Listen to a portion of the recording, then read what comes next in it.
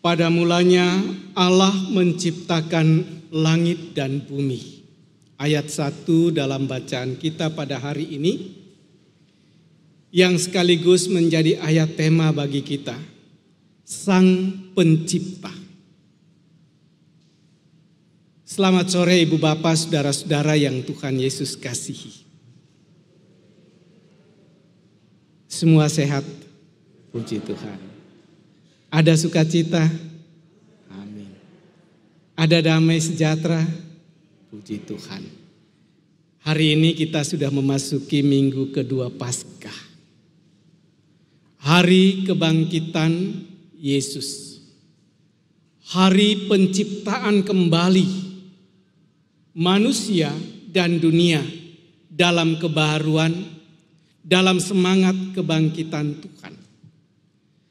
Allah menciptakan langit dan bumi serta segala isinya.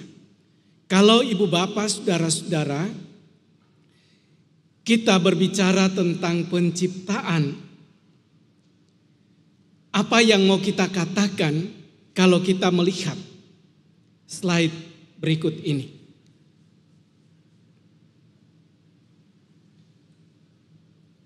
Apa komentar kita?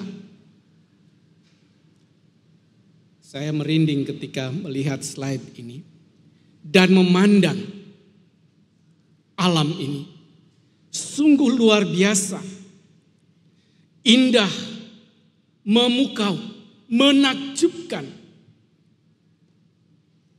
Tidak sampai di situ saja. Sebuah pujian terangkat, memuliakan, membesarkan nama Tuhan Sang Pencipta itu. Makanya apabila ada orang yang mengatakan bahwa Tuhan itu tidak ada, maka kemungkinan besar dia buta matanya. Kedua, dia buta hatinya.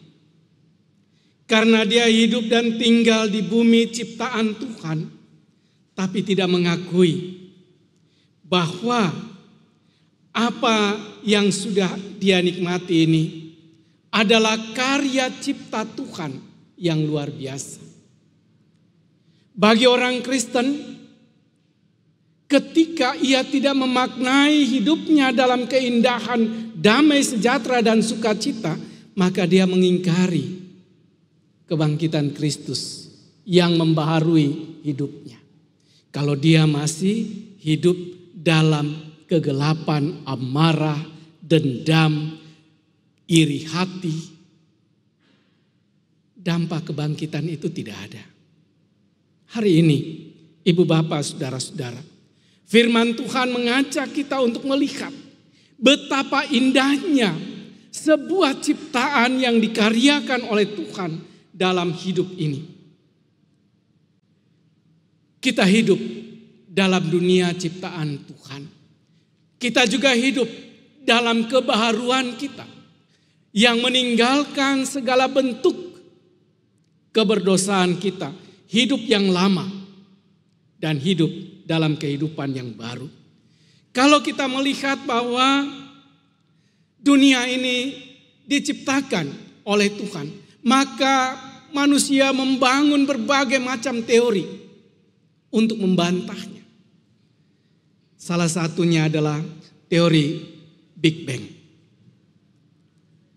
Dia menggambarkan penciptaan alam semesta sebagai sebuah ekspansi materi yang kemudian meledak seperti balon raksasa yang terus-menerus diisi oleh udara. Sisa ledakan itulah kemudian masing-masing menjadi bibit terbentuknya galaksi, sistem tata surya, dan berbagai objek pengisinya. Nah, apakah benar demikian? Atau Darwin mengatakan dalam teori evolusinya bahwa manusia itu tercipta dari sebuah proses evolusi yang paling sederhana kemudian terbentuk seperti sekarang ini. Darwin bilang manusia itu berevolusi dari monyet. Lalu bertumbuh menjadi seperti yang sekarang ini. Betapa gagahnya itu laki-laki, betapa cantiknya itu perempuan, betapa kekarnya manusia itu, betapa lemah lembutnya manusia itu. Dari mana asalnya? Dari seekor monyet. Benarkah demikian? Ibu bapak, saudara-saudara yang Tuhan Yesus kasih. Apapun pendapat dan pandangan teori para ahli, ada satu hal yang pasti. Bagaimana alam semesta ini diciptakan? Alkitab mengatakan hanya 6 hari. Tuhan menjadikannya dalam waktu 6 hari. Memang mustahil. Tidak masuk dalam akal pikiran kita. Atau bahkan karena demikian manusia lalu membantahnya. Semua berpusat pada diri kita. Tapi firman Tuhan hari ini mau mengajak kita melihat bersama-sama. Ketika kita ada di tengah-tengah dunia ini, maka pusat kehidupan itu adalah Allah Sang Pencipta. Ibu bapak, saudara-saudara yang Tuhan Yesus kasihi. Betulkah Allah yang menciptakan? Kita lihat. Kita perhatikan. Ayat 1 dan ayat 2 dalam bacaan kita. Pada mulanya Allah menciptakan langit dan bumi. Bumi belum berbentuk dan kosong. Gelap gulita menutupi samudra raya. Dan roh Allah melayang-layang di atas permukaannya. Ada hal penting yang bisa kita pelajari dari bagian ini. Apa yang mau kita lihat bersama-sama? Yang pertama dikatakan di sana. Pada mulanya Allah menciptakan langit dan bumi. Alam semesta ini yang permulaan dari yang kosong. Beresit bara Elohim hasamain we'et ha'ares. Pada mulanya Allah menciptakan langit dan bumi. We'et ha'ares hayetah tohu wabohu. Bumi itu gelap gulita, kacau balau, belum berbentuk, kosong. Ibu bapak, saudara-saudara, artinya ketika Tuhan menciptakan langit dan bumi, ketika Tuhan menciptakan ini dalam keadaan yang kosong, yang belum berbentuk, yang masih porak-poranda, masih kacau balau, tohu wabohu. Allah menciptakan semesta ini. Kuasanya yang luar biasa membawa sebuah keindahan, penataan yang sungguh indah. Oleh karena itu, Nabi Yesaya dalam Yesaya 40 ayat 26 berkata, arahkanlah matamu ke langit dan lihatlah siapa yang menciptakan semua bintang itu dan menyuruh segenap tentara mereka keluar sambil memanggil nama mereka sekaliannya. Satu pun tidak ada yang hadir oleh sebab Ia Maha Kuasa dan Maha Kuat. Ibu bapak, saudara-saudara yang Tuhan Yesus kasihi. Kata menciptakan berasal dari kata bara. Dan ini hanya dikenakan kepada Tuhan. Bapak ibu saya dan saya bisa menciptakan segala sesuatu dengan ilmu pengetahuan itu. Tetapi bukan dengan mempergunakan kata bara. Bara Elohim. Et hasamaim we et ha'ares. Tuhan menciptakan langit dan bumi ini. We et ha'ares hayetah tohu wabohu. Bumi ini belum berbentuk, kacau balau, gelap gulita. Roh Allah melayang-layang di atas permukaan air. Nah, kita mau melihat bersama-sama di sini bahwa Allah lah yang menciptakan itu. Hari pertama Ia menciptakan langit dan bumi. Hari kedua Ia menciptakan cakrawala, memisahkan darat dan lautan. Hari ketiga Ia menciptakan daratan, lautan beserta tumbuh-tumbuhan. Hari keempat Ia menciptakan bintang, matahari beserta benda-benda penerang lainnya. Hari kelima Ia menciptakan binatang darat dan air. Hari keenam Ia menjadikan Adam dari Adamah, dari debu tanah. Hari keenam Ia mengembuskan nafas ke dalam hidung Adamah itu, sehingga ia disebut makhluk yang hidup. Ibu, bapak, saudara dan saya hidup karena nefas Allah, karena ruah Allah, karena roh Allah. Kalau tidak, ya kita sama dengan yang bergelantungan di pohon-pohon itu. Enggak beda. Kan ketika Dia menciptakan binatang di darat maupun di laut, di air, apakah dikatakan lalu Tuhan menghembuskan nafas ke dalam binatang-binatang itu sehingga mereka makhluk yang hidup? Tidak. Alkitab tidak mengatakan demikian. Hanya ketika Ia menciptakan manusia, dibentuk dari debu tanah, serupa segambar dengan Dia, lalu Ia menghembuskan nafas ke dalam hidungnya. Manusia itu disebut makhluk yang hidup. Kejadian 2 ayat 7. Tanpa nafas Allah, tanpa roh Allah, kita tidak ada arti apa-apa. Inilah urut-urutan penciptaan itu. Lalu dikatakan pada hari yang ketujuh Ia beristirahat. Benarkah Allah beristirahat tidak membuat apa-apa? Tidak. Pada waktu itu manusia dipanggil, ingatlah kepada penciptamu. Sisihkanlah satu hari untuk engkau memuji dan membesarkan namanya. Jangan sibukkan dirimu dengan berbagai hal. Tetapi pakailah hari itu untuk kembali membangun relasi. Supaya engkau dapat memahami betapa indahnya hidup yang dikaruniakan Tuhan kepada kita. Nah, ibu bapak, saudara-saudara yang Tuhan Yesus kasihi. Allah kemudian melihat apa yang telah diciptakannya itu. Semuanya baik. Ayat 10, 12, 18, 21, 25. Allah melihat semuanya itu baik. Lalu Ia memberkati.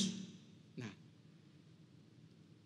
Allah memberkati. Artinya semua ciptaan ini dinilai langsung oleh Allah baik. Kalau yang sudah Tuhan bilang baik, jangan orang bilang itu tidak baik. Yang menilai itu Tuhan. Kadang-kadang Tuhan udah kasih kita begini, kita bilang gak baik, permak lagi dulu. Kita buat yang lain. Nah, itulah manusia. Bahwa segala yang kacau, yang tohu wabohu tadi ditata sedemikian rupa. Menjadi baik. Menjadi tof. Menjadi amat baik. Yang tidak beraturan, tidak teratur. Menjadi sungguh amat baik. Dari yang nothing menjadi something. Dari yang kosong tidak ada menjadi sesuatu yang ada. Dan disinilah ibu bapak, saudara-saudara, Allah menilai itu baik dan amat baik. Dan bukan penilaian yang biasa. Allah tidak menciptakan sesuatu yang biasa-biasa saja. Ia menciptakan sesuatu yang luar biasa, istimewa. Dia menjadikan ibu bapak, saudara dan saya begitu istimewa. Setelah alam semua diciptakan, baiklah, dia buat dengan perencanaan. Baiklah, marilah kita menjadikan manusia itu laki-laki dan perempuan. Maka dijadikannya lah laki-laki dan perempuan menurut gambarnya. Luar biasa. Citra Allah ada di dalam diri kita. Tetapi karena dosa, makanya kita merusak citra Allah itu di dalam hidup kita. Ibu bapak, saudara-saudara yang Tuhan Yesus kasih. Apa arti firman Tuhan bagi kita pada saat ini? Yang pertama, firman Tuhan mau mengajak kita untuk melihat. Melalui alam semesta ciptaan Allah ini kita lihat Dia. Allah sang pencipta. Ia pencipta yang agung. Oleh karena itu jadikanlah Tuhan pusat dari segala sesuatu. Dialah Allah sang pencipta itu. Jadikanlah Tuhan pusat dalam hidup kita. Ketika kita ada di tengah-tengah alam, ketika kita ada di tengah-tengah kesibukan kita, Allah hadir di sana. Pandang Dia. Kalau kita memandang Allah dalam alam ini, kita nggak akan mudah merusak alam. Tanggal 22 April ini adalah hari bumi. Kita akan memperingati hari bumi. Apa yang telah kita buat untuk bumi ini? Ketika kita harus merawatnya, kita merusaknya dengan berbagai macam eksploitasi. Bukankah kita telah merusaknya dengan berbagai macam pencemaran? Kalau di bumi ini kita lihat Allah, maka kita akan menyembah Allah, merawat bumi ini sebagai bentuk tanggung jawab. Lalu kita mengakui bahwa di balik keindahan alam ciptaan ini, alam semesta ini, ada kuasa yang mubarak yang hanya dimiliki oleh sang pencipta. Maka kita menyembah Allah. Kalau tidak, kita akan mudah merusaknya. Sekarang misalnya saja, apa yang terjadi dengan kerusakan bumi? Plastik itu luar biasa. Dia butuh berabad-abad baru bisa hancur. Tetapi kita begitu mudahnya. Saya kadang-kadang di jalan sambil nyetir lihat orang lempar. Wah, enak banget ya. Luar biasa. Itulah manusia. Kenapa? Karena ia tidak fokus bahwa alam ini adalah ciptaan Allah. Allah ada di sana. Kita harus menyembah Dia. Kita harus memiliki semangat untuk memuji dan membesarkan nama Tuhan. Orang yang menjadikan Tuhan sebagai pusat hidupnya, maka ia akan melangkah dengan tekad bahwa ia dari waktu ke waktu mau menyenangkan Tuhan. Kuasalah bumi dan peliharalah. Kalau dalam Kejadian 2 ayat 15 dia bilang, rawatlah, peliharalah. Kalau dalam Kejadian 1 ayat 28 dia bilang, kuasailah dan taklukkanlah. Tetapi dalam Kejadian 2 dia bilang rawat. Kita harus merawat. Kuasai dan taklukkan bukan berarti kemudian membuat kita menjadi serakah. Lalu mengeksploitir bumi ini sedemikian rupa dan menghancurkannya. Tetapi menjadikan dia alat dalam membangun kehidupan. Dan di sana Tuhan kita disembah. Yang kedua, firman Tuhan mau katakan kepada kita. Dengan mempergunakan kata bara, mencipta. Yang artinya tidak ada menjadi ada. Dari yang tidak teratur menjadi teratur. Ini menjelaskan kepada kita semua bahwa ciptaan yang diciptakan Allah itu mempunyai tujuan. Apa tujuan ibu bapak, saudara dan saya dipilih oleh Tuhan Yesus untuk menjadi pengikut-pengikutnya? Kan kalau kita baca dalam Yohanes 15 ayat 16, bukan kamu yang memilih aku, tetapi aku yang memilih kamu. Supaya apa? Aku telah menetapkan kamu supaya pergi dan menghasilkan buah. Dan buahmu itu tetap. Apa buahnya? Nah, kita lihat. Allah menciptakan kita, Allah memilih kita, memanggil kita menjadi kepunyaannya. Supaya pergi menghasilkan buah. Buahmu itu tetap buah sukacita, buah kasih, buah damai sejahtera. Adakah itu hidup dalam kehidupan kita? Kita hasilkan dalam kehidupan kita, dalam rumah tangga kita, dalam ruang pergaulan kita, baik pergaulan sehari-hari maupun dalam dunia maya, lewat virtual. Bagaimana dengan bahasa-bahasa kita? Apakah bahasa-bahasa yang kita ciptakan, kita ucapkan itu mendatangkan buah sukacita bagi orang lain? Apakah tindakan kita dalam rumah tangga, suami istri, orang tua dan anak-anak menimbulkan sukacita? Karena itu adalah cinta kasih. Dalam kehidupan bergereja, wow, kita lihat ketika kita memaknai karya cipta Tuhan dengan kehidupan yang baru.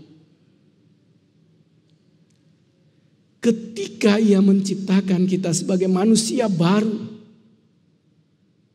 apakah benar kita telah baru? Seluruh warga jemaat itu hidup dalam damai. Tidak ada lagi iri hati, tidak ada lagi dengki, tidak ada lagi bisik tetangga. Kita bisa menjawabnya. Lalu kita tanya, benarkah saya ini diciptakan Tuhan sebagai sebuah ciptaan baru dengan tujuan menghasilkan buah? Kadang-kadang ibu bapak, saudara-saudara, kita tidak tahu tujuan kita apa sih. Jadi presbiter, diaken dan penatua, apa sih tujuannya? Hanya untuk setiap hari Minggu duduk di depan? Kan ada pertanyaan untuk anak-anak. Anak-anak PA. Tahu enggak? Presbiter itu siapa? Si Joni, anak yang aktif ini, dia angkat tangan. Saya tahu Pak Pendeta. Apa presbiter itu? Tiap hari Minggu duduk di depan. Dia enggak tahu apa artinya. Dia hanya tahu, oh presbiter kalau masuk ibadah dia prosesinya begini. Dia berdiri di mimbar, oh pakai jubah putih, dia duduk di depan pakai jas putih, dia berdiri di mimbar lalu menyampaikan sesuatu. Orang hanya tahu itu. Tapi apakah itu tujuannya? Bukan. Pergi dan menghasilkan buah. Dan buahmu itu tetap. Supaya apa? Kita lihat. Yohanes 15 ayat 16. Supaya apapun yang kamu minta kepada Bapa dalam namaku akan diberikan. Kita nggak pernah menghasilkan buah yang baik, tapi minta kepada Bapa tiap hari. Minta terus. Tapi nggak pernah menghasilkan buah yang baik. Nah, ini ibu bapak, saudara-saudara yang Tuhan Yesus kasih. Allah menciptakan kita dengan tujuan untuk memberitakan perbuatan-perbuatan yang besar dari Dia. Kata Rasul Petrus dalam 1 Petrus 2 ayat 9-10. Dipanggil keluar dari dalam kegelapan, masuk ke dalam terangnya yang ajaib. Untuk memberitakan perbuatan-perbuatan besar dari Dia. Perbuatan tentang kebangkitan Tuhan itu. Itu yang kedua. Yang ketiga, ibu bapak, saudara-saudara, Firman Tuhan mau katakan kepada kita, dalam menjalani hidup, sesulit apapun hidup itu, terimalah. Karena tidak ada satupun yang terjadi dalam dunia ini tanpa campur tangan Tuhan. Dia membuat semuanya baik dan indah pada waktunya. Jangan ketika berkat itu ada, oh puji Tuhan, haleluya. Begitu ada masalah, wajah tidak pernah terangkat lagi. Murung. Tidak lagi mampu melihat masa depan. Ingatlah ibu bapak, saudara-saudara. Tuhan sang pencipta, Allah Elohim, Allah di dalam Kristus, Allah di dalam Roh Kudus. Dialah Bapa kita. Dia tidak pernah mau meninggalkan kita.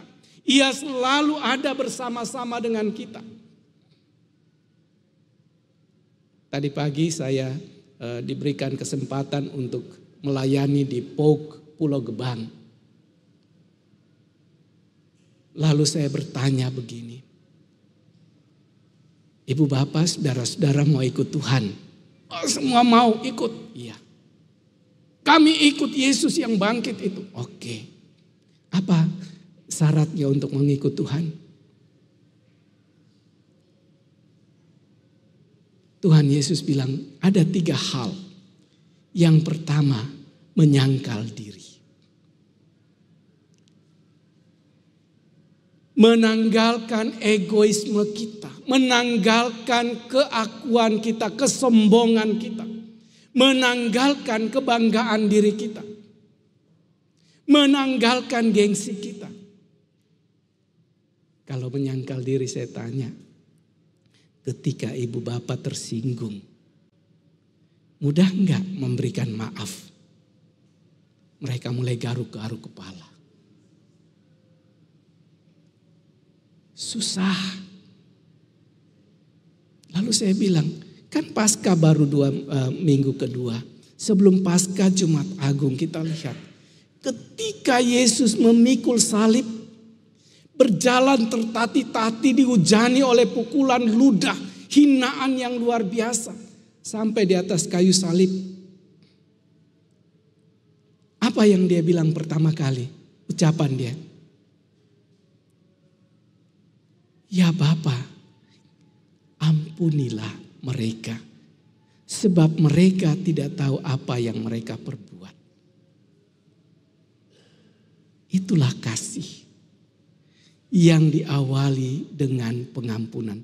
Kenapa di gereja seringkali tidak ada kasih? Karena sulit mau mengampuni. Karena sulit mau menyangkal diri. Yang kedua, saya katakan, apa yang Tuhan Yesus bilang? Pikulah salibmu. Salib kita sendiri. Jangan buang salib itu. Jangan lempar salib itu kepada orang lain. Kalau ada masalah, pikul dia. Jangan cari kambing hitamnya. Pikul. Dengan ketaatan, dengan kesetiaan. Kan seringkali kita tidak mau melakukannya. Kalau ada masalah kita cari siapa pembuat masalah ini. Kita tidak melakukan introspeksi diri. Kenapa? Lalu Tuhan Yesus bilang, kuk yang kupasang itu indah, manis, enak. Tuhan bercanda ini.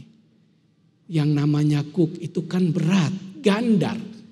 Kok dia bilang indah? Kenapa indah? Karena dia bersama-sama dengan kita. Salib itu jangan dibuang, dipikul. Dia berikan kita bahu yang kuat, kaki yang kuat untuk menopang. Lalu ikutlah dia. Ikut dalam seluruh kehidupan kita. Tutur kata kita, pola pikir kita, tingkah laku kita. Itu haruslah dilakukan untuk menunjukkan bahwa hidup kita adalah sebuah ciptaan di dalam Tuhan. Tuhan menciptakan kita. Hidup kita adalah sebuah hidup baru yang dianugerahkan kepada kita melalui pengorbanan dirinya. Oleh karena itu, menjawab kebaikan Tuhan itu, mari ibu bapak saudara-saudara, pada saat ini sebagai ciptaan baru, hiduplah dalam damai sejahtera. Bagikanlah damai sejahtera itu kepada segala makhluk. Supaya apa? Rasul Paulus bilang, supaya semua lidah mengaku Yesus Kristus adalah Tuhan bagi kemuliaan Bapa. Tuhan Yesus memberkati kita. Amin.